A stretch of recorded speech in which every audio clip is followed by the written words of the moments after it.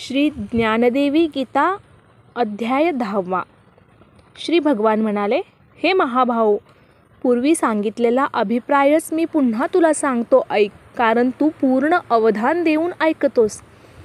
म्हणून तुझ्या हिताच्या इच्छेने मी हे सांगणार आहे. माझे परम वाक्य म्हणजे परब्रह्मच अक्षरांच्या रूपाने तुला आलिंगन देण्यास आले आहे.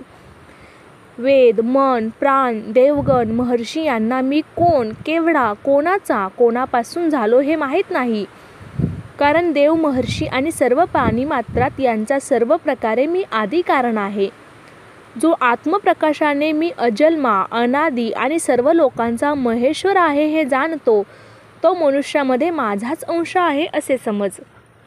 तो चालते, बोलते, ज्ञानाचे स्वरूप आहे. तो मनुष्यदेहात असला तरी त्याला पाप आपोआपच सोडून जाते.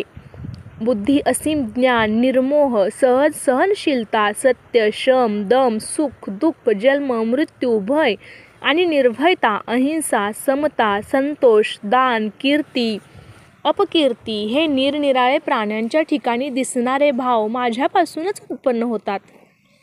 तसेच सर्व गुणसंपन्न आणि ज्ञाते असे कश्यप, अत्री, भरद्वाज, विश्वामित्र, गौतम, जमदग्नी आणि वशिष्ठ हे 7 महर्षी, तसेच 14 मनूतील स्वयंभू, स्वारोचित, उत्तम आणि तामस हे मुख्य 4 मनू असे हे 11 माझे भाव माझ्या मनापासून उत्पन्न झाले आहेत.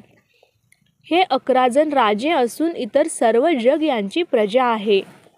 मी माझ्या या भावरूप विभूती आणि त्या विभूत्यांच्या आश्रयावर असलेले सर्व प्राणी हे सर्व एकच आहे हे अनुभवाने जो जाणतो, तो निःसंशय अद्वैत दृष्टीरूप महायोगाने मनाच्या द्वारा मलाच येऊन मिळतो, यात संशय घेण्याचे कारणच नाही.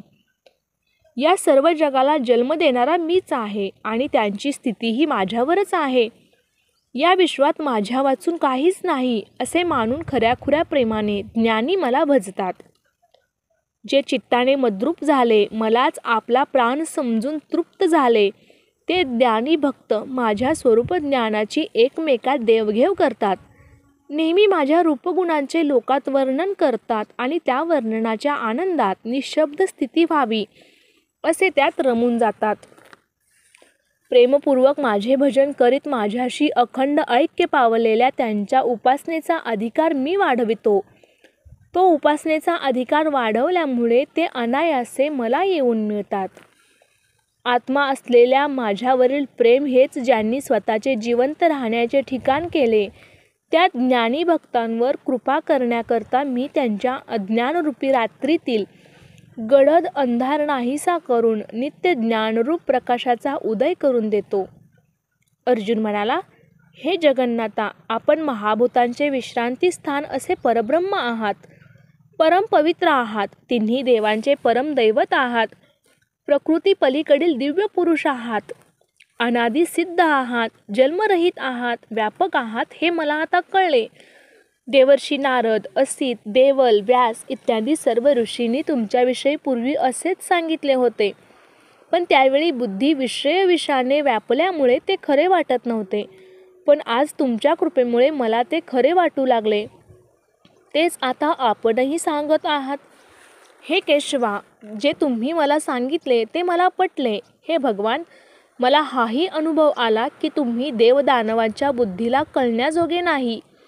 हे पुरुषोत्तमा, हे जगाच्या उत्पत्तीकर्त्या, हे प्राणीमात्रांच्या अधिपते, हे देवाधिदेवा, हे जगतपते, तुमच्या स्वतःच्या सर्व शक्ती फक्त तुम्हीच जाणता. आपण ज्या विभूतींनी हे सर्व लोक व्यापून राहिला आहात, त्या स्वतःच्या व्यापक, शक्तिमान आणि दिव्य अशा मुख्य विभूती मला सांगा. हे भगवन, हे योगीराज, मी तुम्हाला कसे जाणावे? काय जाणून तुमचे चिंतन करावे?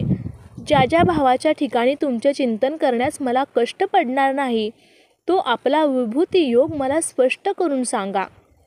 हे जनार्दना, आपला योग आणि विभूती पुनरुक्ती झाली तरी विस्ताराने मला पुन्हा सांगा, कारण तुमचे वचनरूपी परमामृत तुम्ही मला पाजित असता माझे चित्त पुरे म्हणू शकत नाही. श्री भगवान म्हणाले, बा पंडुसुता, हे विचारलेस ते चांगलं केलेस. हे कुरुश्रेष्ठा, तू ज्या माझ्या विभूतीविषयी मला विचारलेस त्यातील मुख्य दिव्य विभूती मी तुला सांगतो. कारण त्या इतक्या अगणित आहेत की त्यांचा मलाच पत्ता नाही.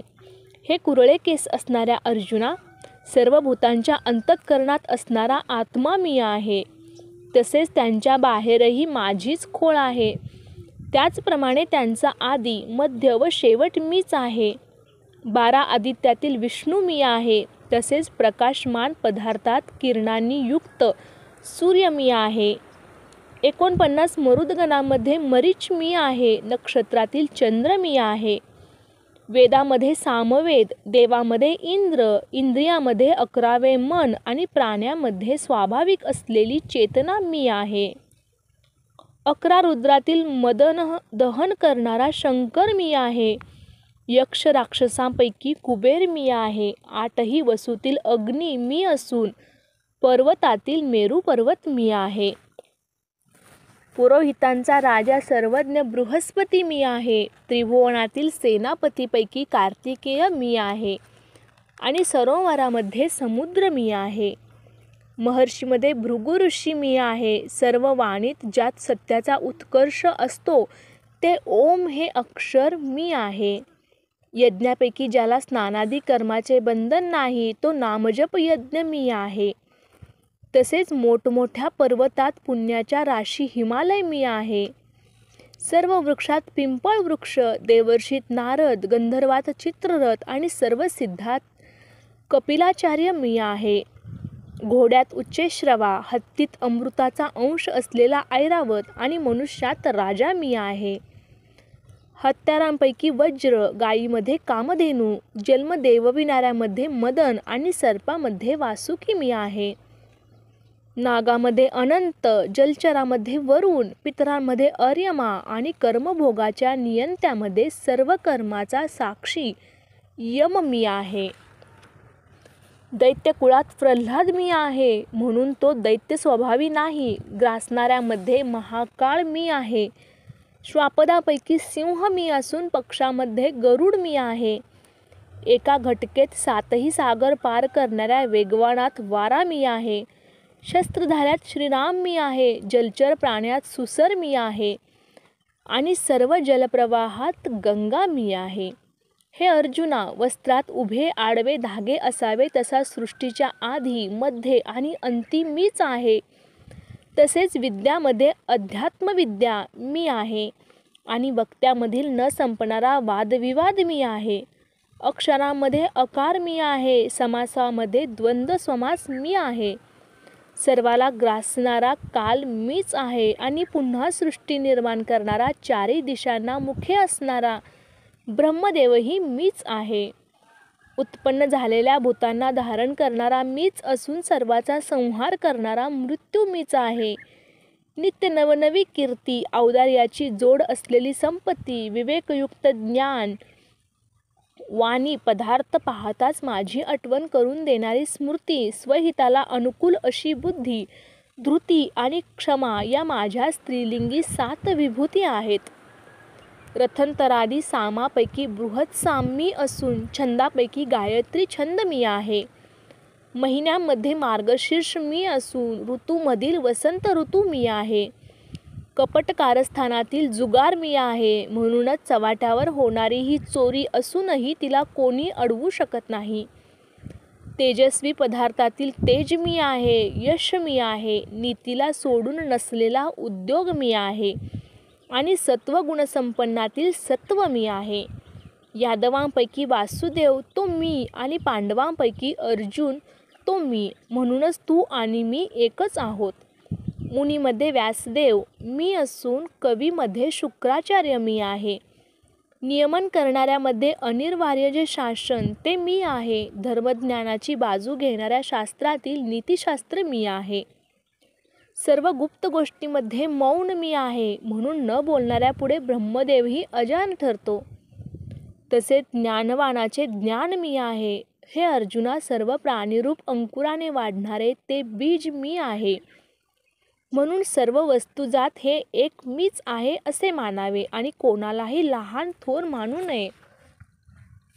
पावसाच्या धाराची गणती करता येत नाही तसा माझ्या दिव्य विभूतीच्या विस्ताराला अंत नाही. तरी पण हे अर्जुना, तू विचारलेस म्हणून माझ्या मुख्य अशा 75 विभूती तुला संक्षिप्ताने सांगितल्या.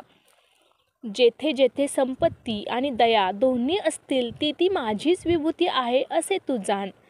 हे अर्जुना, माझ्या एकाच अंशाने हे सर्व जग व्यापून मी राहिलो आहे. तेव्हा फार बोलून काय करायचे आहे? मला अपाराला तू किती मोजणार आहेस? म्हणून ही विभूती जाणण्याची इच्छा पुरे. श्री ज्ञानदेवी गीतेचा 10वा अध्याय संपूर्णम. श्री कृष्णार्पणमस्तु.